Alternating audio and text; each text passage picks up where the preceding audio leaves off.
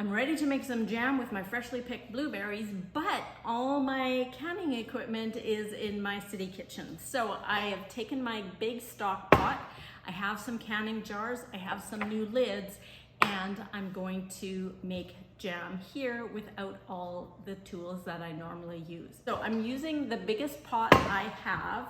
I have a wet cloth and I'm going to put that at the bottom. And then my freshly washed jars, I'm going to place on the bottom on top of that cloth. That cloth is going to protect the jars from bouncing around on the bottom of the pot. The cloth you can see at the bottom. Now I'm going to fill this with water, fill the jars with water, and then boil them to sterilize them. I'm using this no sugar needed powdered pectin because I love that I can control the amount of sweetener I put into my jam.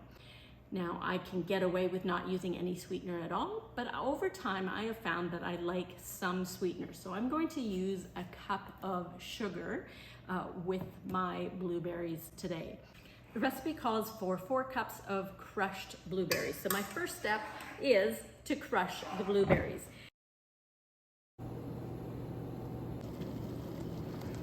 So we need a continuous full rolling boil. That means even when I'm stirring, it's still bubbling away. To add my sweetener. Boil hard for 3 minutes. Meanwhile, over here, my jars are sterilizing. They have been boiling for 10 minutes. So everything is lining up. By the time my jam is done, I will be ready to fill my jars. My jars are sterilized and still in hot water. My jam is ready to spoon into the jars. It'll be messy, but stay with me here. I have my sealing discs here. They are ready to go. I've washed them. Many people believe that you need to boil these, but you do not. I'm going to take the jars, a hot steaming pot, put them down, and I'm going to fill it to 1/4 inch of the top. Now this goes much easier when you have the official funnel, but I don't. I'm gonna give it my best shot.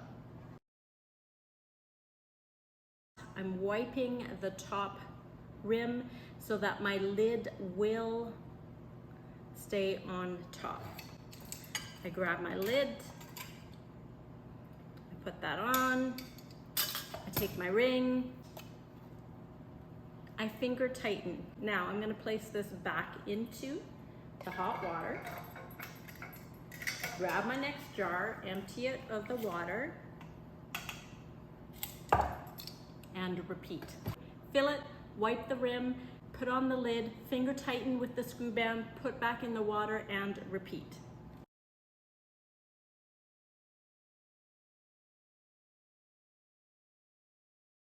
And this is the final jar. This jar will go into the fridge and it'll be the first one that we eat. So I'm not going to put it in with the hot bath process. I'm going to set these guys back on to a boil.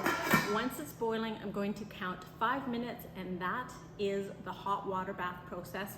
You want to do that so you get a super tight seal that's going to last for years and ensure that you're not going to get mold or yeast growing in those jars. So go ahead and water bath your jam jars.